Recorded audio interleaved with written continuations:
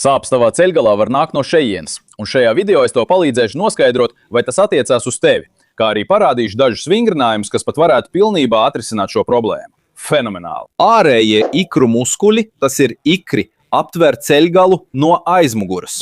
Un ir pārsteidzoši, cik daudzi fizioterapeiti šķiet aizmirst par šo muskuli, kad ārstē kādu ceļgalu problēmu. Iedomājies, ja viens no šiem muskuļiem velk vairāk nekā otrs, vai ja abi ir saspringti. Tas atspoguļosies tavā ceļgalā, traucēs ceļgalam un radīs sāpes un nodilumu, gluži kā riepa ar nepareizu savirzi. Tā ir taisnība. Šīs vingrinājums deaktivizēs galvenos spriedzes punktus muskulī, gastroknemius muskuļos, ārējos ikru muskuļos.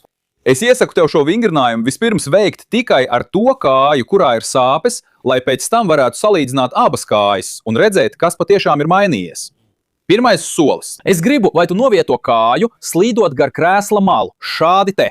Lūk, ļauj man paskatīties, vai tev tā būs labāk redzams. Lūk, gatavs? Šādi tu vari viegli aizsniegt muskuli, neizlocoties un nebojājot mugurkaulu. Otrais solis.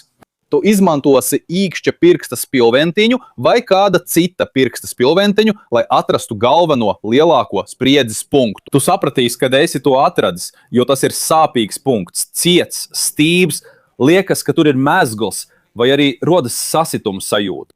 Ja tu vari, tikai ja tu vari, meklē punktu šeit, šajā vietā, kur mainās muskulis.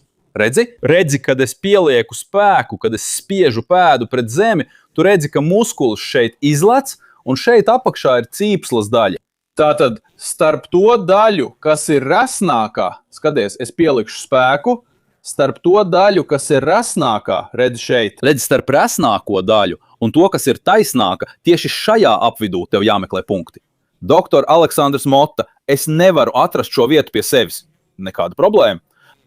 Ar īkšķa pirkstgali meklēs sāpīgo punktu. Atradi pirmo, visvairāk sāpīgo, cietu, sasistu, jutīgu. Tu samazini spiedienu un vienkārši paliec šeit, saglabā to pašu spiedienu no sākuma līdz beigām 1,5 minūti. Tu sajutīsi, kā muskulis atslāpst, sāpes mazinās, atslāpst. Vairs nespied, labi? Kad 1,5 minūte ir pagājusi, vienkārši pārēj uz otro punktu. Tu darīsi to 3 vissāpīgākajos punktos. Es uzmanīgs, noņemot pirkstu, āda paliek iedobusi, it kā būtu bedrīte. Ilgāk par 30 sekundēm tas nozīmē, ka tev ir šķidruma aizture vai pietūkums ceļgalā. Drīz es pastāstīšu vairāk par to.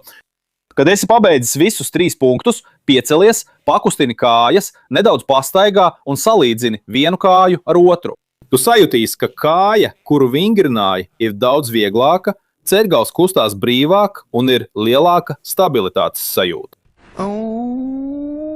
Šis saspringums, kas nonāk līdz ikram, parasti ir tas pats saspringums, kas nāk no visiem kājas aizmugurējiem muskuļiem, jo tā ir miofasciāla ķēde, tā ir sava veida kļūda. Tā ir sava veida muskuļu ķēde. Labi? Tātad šis vingrinājums tagad uzlabos vienkārši visus šos kājas aizmugurējos muskuļus vienlaicīgi. Tu to darīsi guļus stāvoklī. Ir svarīgi novilkt sporta apaus. Man vajadzēja to izdarīt iepriekš. Es neteikšu joku par to, ka labi, ka internetam nav smaržas, vari būt mierīgs. Tu apgulies ar kājām pret sienu ar vēderu uz augšu. Var izmantot spilvenu šeit, lai būtu ērtāk.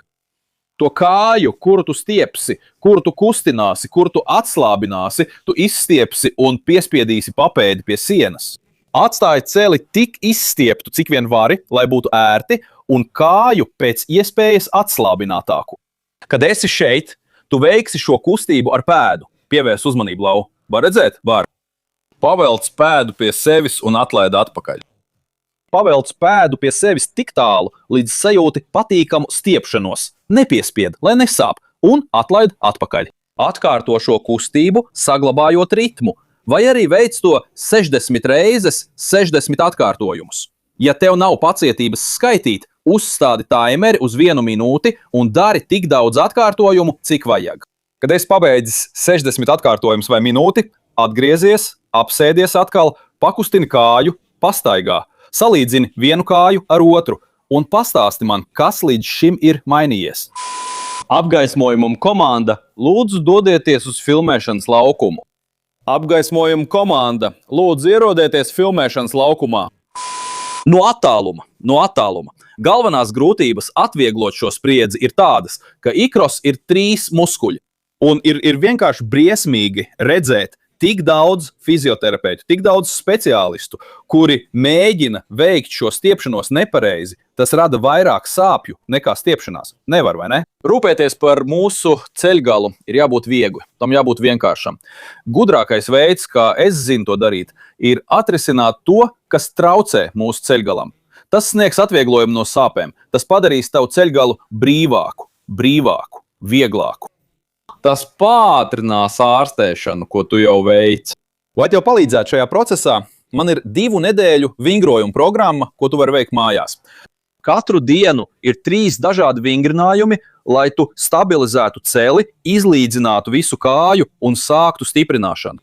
Un kā vienmēr, programmas Teodorno Ojoelho saite ir aprakstā. Gan tiem, kas vēlas iegūt vairāk informācijas, uzzināt, kā tā darbojas, uzdot jautājumus, gan tiem, kas vēlas sākt programmu vai uzsākt 7 dienu izmēģinājumu. Bet iesim tālāk. Šis stiepšanās vingrinājums, ko mēs veiksim, ir tāds, kas ietekmē dažādas muskuļu daļas. Ievēro pareizo secību. Sāc stiepšanos no iekšpuses uz āru.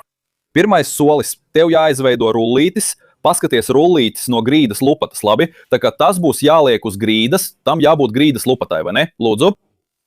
Uzliec pēdas priekšdaļu uz šī rullīša. Papēdi atstāj uz grīdas un šeit vienkārši virzi celi uz priekšu. Vari atbalstīties pret sienu, labi? Vai tu redzi? Redzi, labi? Lieliski. Virzi celi uz priekšu, atstājot papēdi uz grīdas, līdz sajūti dziļu stiepšanos ikros. Uzturi šo stiepšanos dažas sekundes, 10, 30 sekundes. Ja vari, sāc kustināt pirkstiņus. Skaties. Paceļ pirkstus, nolaid pirkstus. Paceļ pirkstus, nolaid pirkstus. Dari to, līdz paiet minūte. Ja nevari kustināt pirkstiņus, nav problēma. Paliec tikai šajā pozīcijā, turot stiepšanos minūti. Pēc tam mēs izstiepsim ārējos muskuļus.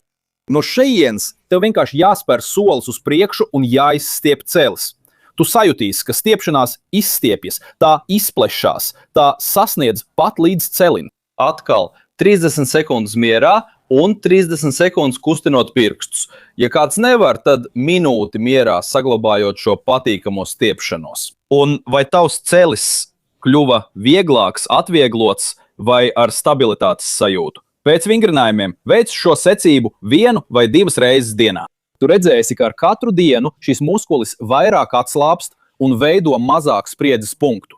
Un atceries, ka es tev stāstīju par šķidruma aizturi, pietūkušu celi. Šajā video es rādu vingrinājumus, lai mazinātu ceļa un kājas pietūkumu. Ja es šodien spēju tev palīdzēt, atceries padalīties ar šo video ar kādu, kam sāp celis vai ir kāda problēma ar celi. Tas ir viss, ko es tev lūdzu. Palīdzi šiem video nonākt pie tiem, kam tas ir vajadzīgs. Es šeit arī beigšu. Liels sveiciens un līdz nākamajai reizei!